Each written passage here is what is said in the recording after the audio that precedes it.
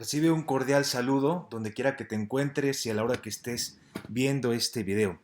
Para mí es un placer estar nuevamente con ustedes compartiendo estas experiencias de estadística e investigación.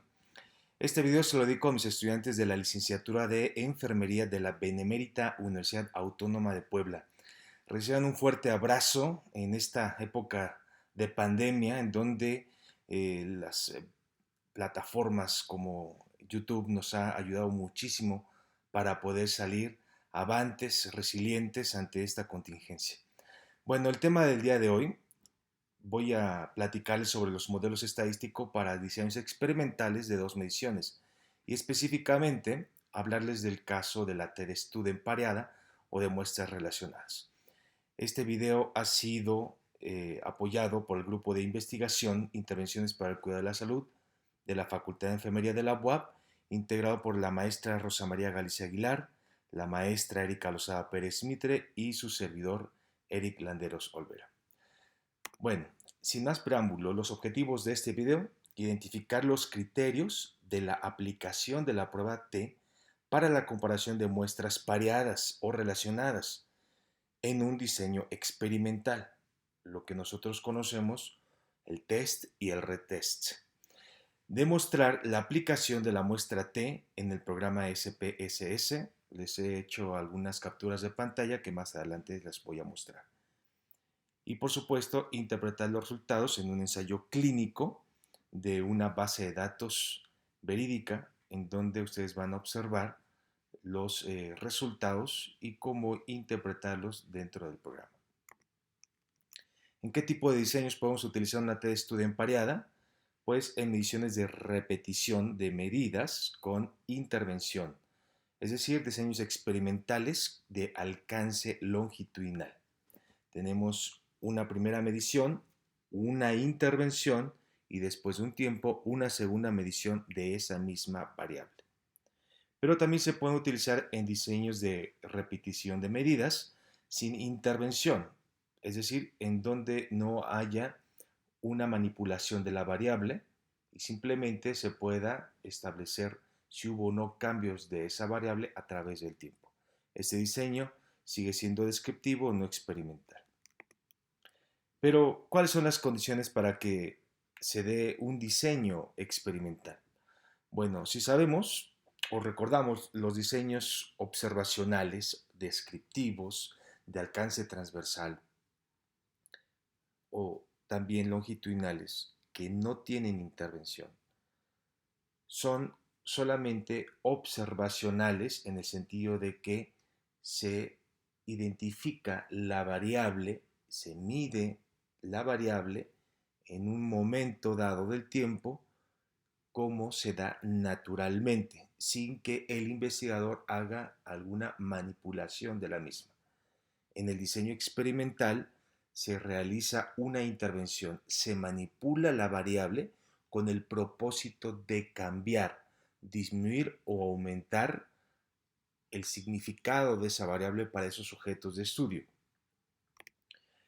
Pero, ¿qué características tiene un diseño de investigación de tipo experimental? Son cuatro principalmente. El primero es la variable a manipular. Eso es lo que hace a un diseño experimental. Algunos autores mencionan que si no se cumplen alguno de los otros tres criterios, como grupos equivalentes, intervención ciega o la aleatorización, estamos hablando de un diseño cuasi experimental. Algunos otros autores no están de acuerdo porque explican que no existe la cuasi ciencia. Pero independientemente de eso, un diseño se hace experimental cuando se manipula una variable. Vamos a ver qué tipo de variable es la que se va a manipular. Puede ser sociodemográfica, clínica, antropométrica. Tenemos que identificar si esta variable se puede medir y contar, es decir, si tiene un indicador empírico. Por ejemplo, un baumanómetro si se quiere manipular la presión arterial. Puede ser también una caminadora en un test de prueba de esfuerzo si se quiere manipular la frecuencia cardíaca.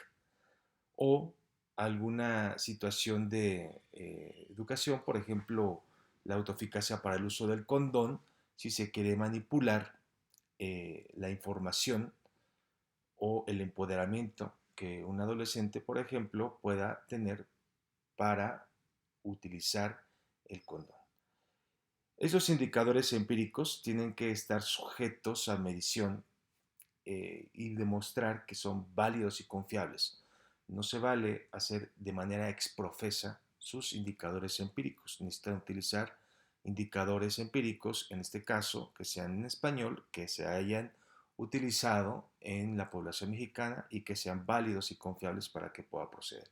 Entonces, la variable se va a manipular. Se tiene que tener un grupo control o 2 o 3 grupos controles y un grupo experimental, identificando el grupo experimental como aquel que se le va a dar la dosis del ingrediente activo, aquella intervención que le apuesta al cambio de la variable, en el caso de las intervenciones educativas o clínicas. Y los grupos controles, ustedes han escuchado hablar de los placebos, por ejemplo, o son dosis de intervención en menor concentración o en menor medida. Vamos a hablar de esto más adelante. Estos grupos que tienen que tener estas características equivalentes, tanto el control como el experimental, son en lo siguiente. En las características sociodemográficas, por ejemplo, la edad, el género, la escolaridad, el estado civil, el nivel socioeconómico. Clínicas, por ejemplo, peso, talla, porcentaje de grasa corporal, índice de masa corporal, glucosa, colesterol, etc. Antropométricas. También tenemos, por ejemplo, la circunferencia de cintura, los pliegues cutáneos. ¿Por qué se tienen que tener grupos equivalentes? Para poder hacer las contrastaciones estadísticas. Pero eso es cuando se tiene dos grupos a contrastar. Pero para esta clase vamos a utilizar solamente un solo grupo para contrastar después de una intervención. Lo vamos a ver más adelante. Recuerden que en un diseño experimental el muestreo tiene que ser aleatorio. Tenemos que identificar la técnica, quién lo hace. Por ejemplo, el investigador principal no tiene que hacer el muestreo, tiene que ser alguien más que de manera neutral pueda identificar tanto a los sujetos del grupo control y asignar a los a los sujetos del grupo experimental. Tenemos que evitar la contaminación de la muestra, es decir, que los sujetos del grupo control no conozcan a los sujetos del grupo experimental o no conozcan el ingrediente activo o la intervención que se está dando entre ellos. Porque al momento de que se conoce, se contamina la muestra y entonces las contrastaciones van a estar sesgadas. Y la intervención tiene que ser ciego, simple, doble o triple ciego. ¿Qué quiere decir esto? El ciego significa que las intervenciones tienen que estar enmascaradas. El simple ciego cuando el grupo control no sabe que existe un grupo experimental. El doble ciego cuando los sujetos del grupo control no conocen que existe un sujetos del grupo experimental y además los que están haciendo la intervención o la manipulación de la variable desconocen quiénes son los sujetos del grupo control y el grupo experimental. Y el triple ciego es estas dos condiciones del simple y del doble ciego, pero además cuando se hace el análisis estadístico, quien está enfrente del computador desconoce quién es el control y quién es el experimental y solamente da los resultados tal cual se muestran en los estadísticos. Bueno, supongamos que tenemos el objetivo de analizar los efectos de una intervención de ejercicio aeróbico de intensidad gradual y progresiva. Quiero comentarles que cuando tenemos la palabra efecto, damos por hecho en investigación que estamos realizando la manipulación de una variable, por lo tanto el diseño es experimental.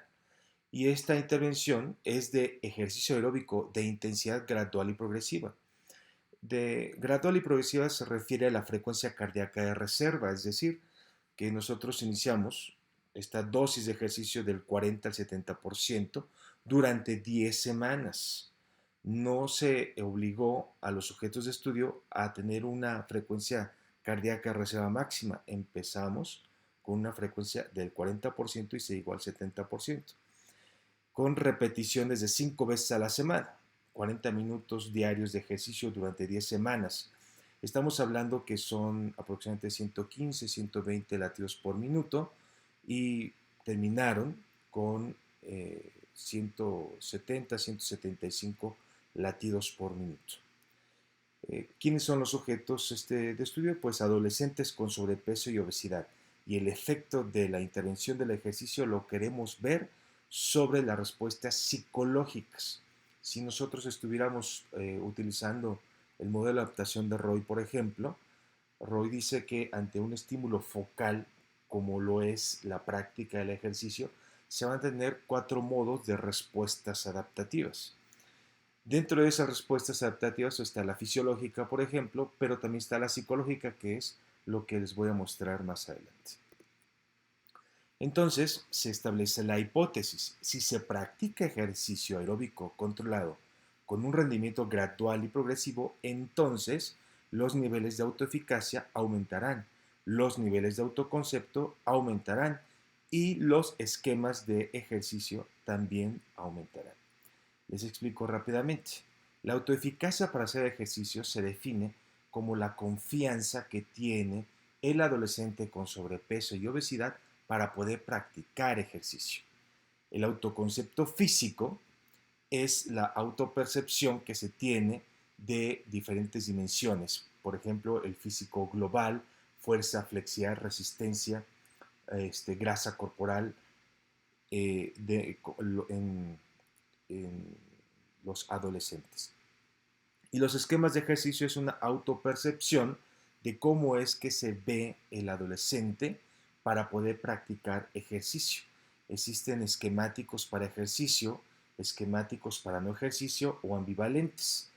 Ustedes pueden identificarse rápidamente. Si consideran que son buenos para hacer ejercicio, pues son esquemáticos para hacer ejercicio. Pero quien considera que no, pues no son esquemáticos para hacer ejercicio. Pero esta variable se puede manipular.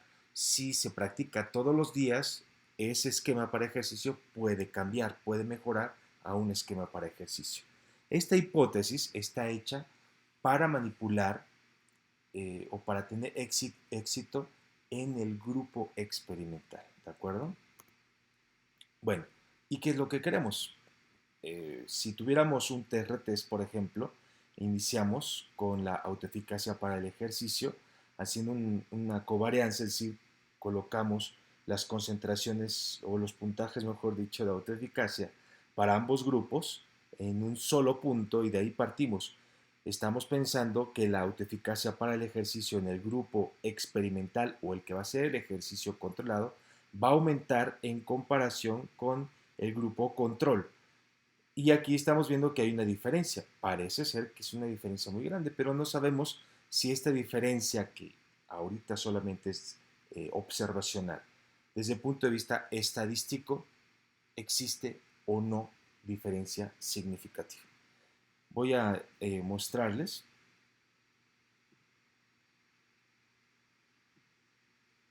qué es lo que estamos haciendo nosotros en el laboratorio de ejercicio. En este momento tenemos a dos adolescentes de 15 y 16 años con una frecuencia cardíaca de reserva calculada entre el 50 y el 60%. En la primera caminadora se está teniendo un registro de 147 latidos por minuto y en la segunda de 144. En la escala de Borg está en 7 y en 6 respectivamente. Se está controlando también la situación clínica de cada uno de ellos para lograr el objetivo en esta sesión de ejercicio controlado por el maestro Joaquín, que es enfermero, maestro en ciencias de enfermería. Muy bien. Continuando, hacemos la pregunta: ¿cómo se desarrolla el modelo estadístico para diseños experimentales en dos mediciones? Porque a pesar de que los ensayos clínicos o los diseños experimentales son laboriosos, las mediciones no son tan difíciles de poder realizar, solamente hay que controlar las variables confusoras para poder garantizar la calidad en la obtención de los datos. Esto es bien importante. Pero bueno, será motivo de otro video para identificar cómo lo logramos. Pero miren, les realicé este esquema, es un modelo estadístico de contrastación para diseños experimentales. El grupo experimental de color amarillo y el grupo control con color azul. ¿Qué es lo que vamos a medir? Los promedios aritméticos o las medias, más o menos desviación estándar. En la primera medición le vamos a llamar test y después de una intervención de 10 semanas de ejercicio vamos a hacer un retest en el mismo grupo. Si realizamos la medición en el mismo grupo, es decir, en el experimental, test versus retest, lo tenemos que realizar con una test student para muestras pareadas, que es a lo que se refiere este video. Y lo que estamos esperando es de que estas diferencias sean estadísticamente significativas. Si nosotros realizamos las mismas mediciones, pero en el grupo control, contrastamos los promedios aritméticos más o menos desviación estándar, en el test versus retest, también lo tenemos que hacer con una t student para muestras pareadas y estamos esperando que no haya significancia estadística o que la p sea mayor de 0.05. Observen cómo es que la intervención del grupo experimental es una dosis de ejercicio calculada aeróbico y controlado, como ya lo habíamos mencionado, mientras que la intervención para el grupo control es una dosis de ejercicio de menor esfuerzo al grupo experimental. Recuerden que lo hacemos, medimos el esfuerzo físico con la frecuencia cardíaca de reserva. En el grupo experimental lo hacemos de manera gradual y progresiva entre 40 y 70%. Mientras tanto, en el grupo control se hace entre 40 y 50%. Es decir, la dosis de ejercicio es menor en el grupo control. Solamente para recordarles, si realizamos la medición de un grupo experimental contra un grupo control, no son muestras relacionadas, son muestras independientes. Y aquí se utiliza una t-student para muestras independientes en el test y lo mismo en el retest. Grupo experimental versus grupos control, se utiliza una t-student para muestras independientes. No es el objetivo de este video, pero les voy a dejar el link de los videos que hemos hecho sobre la t-student para muestras independientes que ya hemos discutido y hemos visto en clase ampliamente. Bueno, continuando con esto, la t-student pareada, ¿cómo es que tenemos que iniciar el análisis de la misma? Tiene que cumplir con ciertos postulados. Si recuerdas, en algunos videos anteriores, nosotros identificamos que la variable tiene que tener una distribución normal, es decir, los datos se tienen que distribuir uniformemente para que nosotros podamos tener derecho a utilizar una t-student pareada. Si no, no vamos a poder utilizarla. Las muestras tienen que ser relacionadas. En este caso, que les voy a mostrar, vamos a medir el grupo experimental versus el grupo experimental, pero en un diseño longitudinal, comparando el test contra el retest después de una intervención de 10 semanas de ejercicio. Después, tenemos que identificar que la variable sea continua. Muchas veces en los investigadores que son novatos quieren realizar mediciones de variables categóricas, de variables que son nominales, y esto no puede ser posible someterla a un estadístico paramétrico. Por eso es que es importante que desde un principio sepan cuál es la naturaleza de su variable y si tienen cómo medirla, es decir, si tienen el indicador empírico. También les voy a dejar el link para que ustedes puedan identificar estos videos para que puedan comprender o recordar más ampliamente estos datos que les estoy comentando. Los pasos en el SPSS. Esta es la ruta. Es mucho más corta que la t-student para muestras independientes. La t-student para muestras pareadas es analizar o análisis, comparar medias, T para muestras relacionadas o pareadas, insertar variables relacionadas, par 1, seleccionar variable, y variable 2. Posteriormente se puede identificar el par 2, pero vamos a hacerlo ahorita, el primer ejercicio, con un solo par para que ustedes puedan ver paso a paso cómo se hace en el SPSS. Y después le damos a aceptar. Esta es una base de datos de los adolescentes que se sometieron a una rutina de ejercicio. Pueden observar que aquí solamente estoy seleccionando a los que son del grupo experimental. Los que son del grupo control están rayados para que todo lo que esté realizando en esta base de datos únicamente se va a realizar con el grupo experimental. Cabe mencionar que es una base de datos en donde tiene muchísimas variables, pero únicamente nos vamos a referir a las tres que de un principio expliqué dentro de su naturaleza para saber si hay cambios o no significativos. Entonces, la ruta es analizar, después comparar medias, ustedes lo pueden ver aquí, analizar, comparar medias, prueba T para muestras relacionadas, esa es una T pareada, y nos sale este cuadro de diálogo. En este cuadro de diálogo tenemos las variables emparejadas, tenemos par 1, variable 1 y variable 2. ¿Qué es lo que sigue? Por ejemplo, si nosotros queremos medir la autoeficacia, que la vamos a identificar como autoeficacia A, que va a ser para nosotros el test, y la pasamos a la variable 1. Después tenemos que identificar la autoeficacia, C, que sería nuestro retest, y la pasamos como la variable 2. Finalmente le damos a aceptar.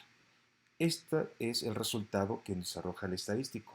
Pueden observar que el promedio de la autoeficacia del test en comparación con la autoeficacia del retest es menor. El promedio del test es de 79 más menos 8.5 de desviación estándar. En comparación con el retest, la autoeficacia tiene un promedio de 85.2 más menos 10.5 de desviación estándar. La desviación estándar es un poco más amplia y aquí podemos observar que desde el punto de vista descriptivo existe una diferencia. Después de 10 semanas de ejercicio, los sujetos de estudio tienen un promedio de autoeficacia mayor. Se corre el estadístico de prueba TED-Student para muestras relacionadas. Aquí el SPSS te lo muestra como muestras emparejadas. Es lo mismo. Muestras emparejadas, muestras relacionadas, es lo mismo. Y podemos observar que la diferencia de medias entre 79 y 85.2 es de 6.23.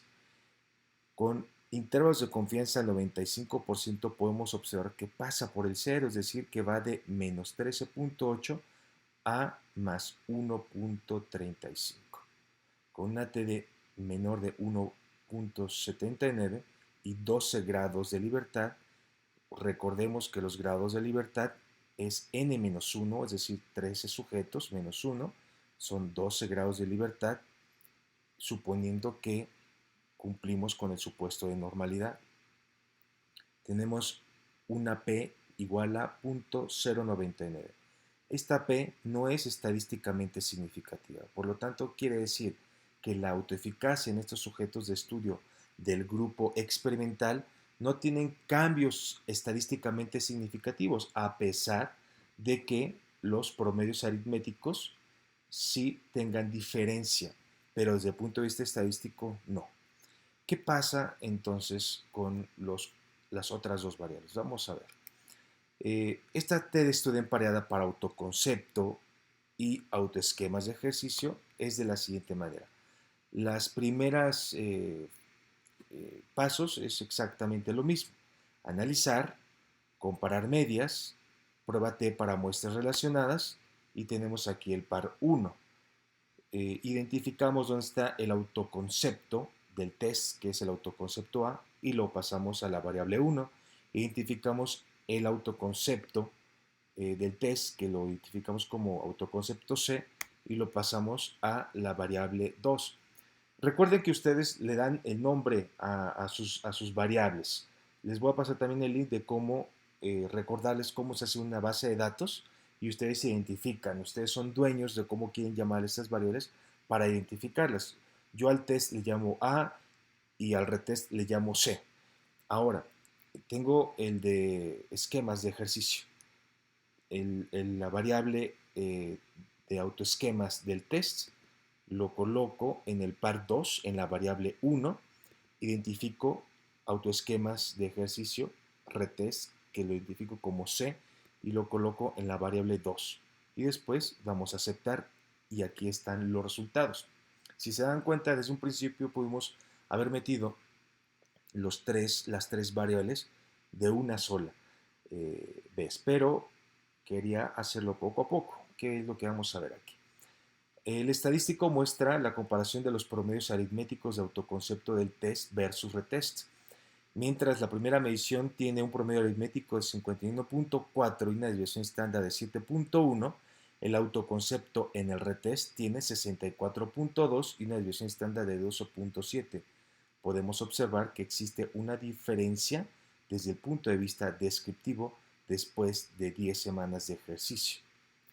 Si nosotros observamos en la prueba de muestras emparejadas o la TED Student de muestras relacionadas, podemos observar que existe una diferencia en el promedio aritmético entre 51 y 64 de 12.7. Con intervalos de confianza al 95%, observamos que no pasa por el cero, se queda en números negativos. Va de menos 22.4 a menos 3.4. Con una T de menos 2.86 y 12 grados de libertad, tenemos una P igual a 0.014. Esto es un resultado estadísticamente significativo. Veamos qué pasa con los autoesquemas para ejercicio. Los autoesquemas son muy sensibles y cambian rápidamente si se les manipula. Después de 10 semanas de ejercicio, los promedios aritméticos de autoesquemas en el test pasaron de 78.7 más menos 6.3 de desviación estándar a un promedio aritmético de 174.97 más menos 10.6 de desviación estándar. Vemos que desde el punto de vista descriptivo hay una gran diferencia. Si nosotros vemos la prueba de TD Student de muestras emparejadas, al identificar la contrastación del autoesquema del test versus retest, tiene una diferencia en la media de menos 96.2, con intervalos de confianza que también se quedaron en números negativos, va de menos 101.8 a menos 90.6, con una T de menos 37.14 y 12 grados de libertad, tenemos una P igual a 0.000. Es decir, que ambos resultados son estadísticamente significativos. ¿Cómo lo interpretamos? Desde el punto de vista descriptivo y estadístico existen diferencias significativas en la variable de autoconcepto físico y autoesquemas para ejercicio en los sujetos del grupo experimental. No obstante, no existen diferencias significativas en la variable de autoeficacia para ejercicio, a pesar que desde el punto de vista descriptivo existen diferencias observacionales. ¿De acuerdo? Pues eso es todo de este video. Muchísimas gracias.